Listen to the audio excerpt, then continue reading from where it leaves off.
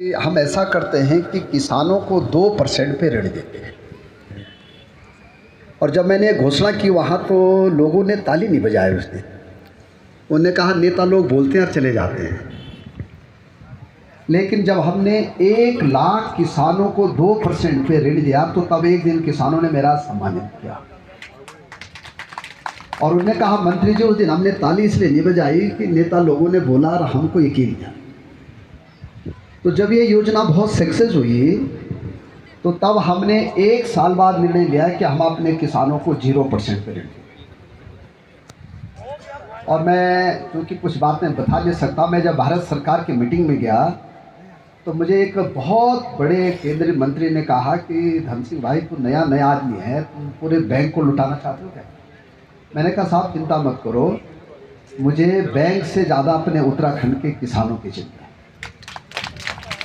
और आज मुझे बताते बड़ी खुशी हो रही है कि हमने 12 लाख किसानों को 0% पे ऋण दिया। हम अभी तक 8,000 महिला समूह को 0% पे 5-5 लाख रुपए दे चुके। और उससे बड़ी बात यह है कि बड़ा आदमी कई बार ऋण के पैसे समय पे नहीं देता है, लेकिन हमारे 12 लाख किसानों को मैं स्वागत कर रहा हूँ कि वो आज तक कभी भी उन्होंने अपनी किस्तें जो है समय पे दी हैं, कभी NPA नहीं हुआ है। ये बड़ी बात है।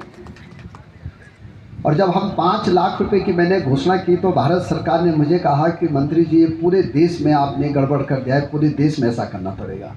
मैंने कहा भाई देश की चिंता आप लोग कर लो, मुझे तो उत्तराखंड की चिंता करनी है। और आज हमारे मुख्यमंत्री धामी जी के नेतृत्व में और सहकारिता विभाग की ओर से आज किसानों को कभी भी पैसे की ज़रूरत पड़ती है तो अपनी समितियों में जाते हैं, बैंक में जाते हैं, जब चाहे वो हमसे ऋण ले सकते हैं। अभी मैंने अपने सचिव से पूछा जो कि यहाँ सचिव संघ के अध्यक्ष भी हैं, उन्होंने कहा मंत्री जी थोड़ा ऋण सीमा बढ़ा दीजिए। हमारे सुभाष भाई ने भी कहा अब जरूरत पड़ेगी तो हम अपनी समितियों की ऋण सीमा भी बढ़ाएं। माना अगर एक समिति 1 करोड़ का कारोबार करती है तो अगर वहाँ के किसान चाहेंगे कि हमको और पैसा चाहिए तो हम 2 करोड़ भी उस समिति से बांटने का वो कर सकते हैं। ये भी हम लोग करें। और मैं इसलिए कह रहा हूँ कि देखो भाई हमारे उत्तराखंड में हम लोग ठीक है कि हमने 28,000 लोगों को नौकरी दे दी है। हमारी जो गाँव की सिस्टम है, हम अगर अपने किसानों को आत्मनिर्भर नहीं बनाएंगे, अगर हम अपने किसानों को जो है कभी भी उनको अगर पैसे की ज़रूरत पड़ती है, अगर सरकार उनके साथ खड़ी नहीं होगी तो किसान की आय दुगनी नहीं हो सकती। इसके लिए सहकारिता विभाग रात दिन काम कर रहा है। ये जो लखपति दीदी का कॉन्सेप्ट आया ये भी उत्तराखंड की धरती से आया।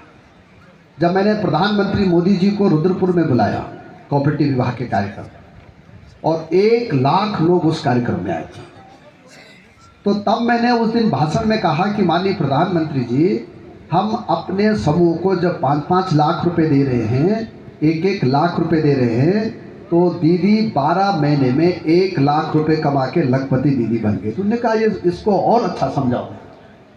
आज पूरे देश में हमारे प्रधानमंत्री जी ने लखपति दीदी योजना लागू की है और टिहरी जिले में भी तक CDO साहब कह रहे थे कि 12,000 लखपति दीदी बन गई। और हम इस टारगेट को 2026 तक 25,000 तक ले जाने वाले। ये हम इसलिए कर रहे हैं, मैं अक्सर देखो गांव में मुझे लगता है कि जितना आप लोग जाते हैं उससे ज़्यादा मैं भी जाता हूँ। गांव में या तो ज़मीन जो है पिता के नाम पे है या पति के नाम पे है, महिलाओं के नाम पे ज़मीन आज भी नहीं। महिलाएं अगर कोई कारोबार करते हैं तो उनको बैंक गारंटी देने में कई बार क्या होती है, बहुत दिक्कत हो जाती है। कई बार महिलाएं एकल होती हैं, कई बार परिवारों की दिक्कत भी होती है। तो हम लोगों ने क्या है कि अब महिलाएं बिना गारंटी के भी 21,000 रुपये हमसे ऋण ले जा सकते हैं। और अगर वो अच्छा काम करेंगे हमारी दीदियाँ तो हम 1 लाख रुपये भी बिना गारंटी के आपको देंगे। इस योजना को भी अभी मैं हम लॉन्च कर रहे हैं। और मुझे ये भी बताते बड़ी खुशी हो रही है कि अब हम उत्तराखंड में आपने देखा होगा कि जब 2018 में मैंने पौड़ी में कहा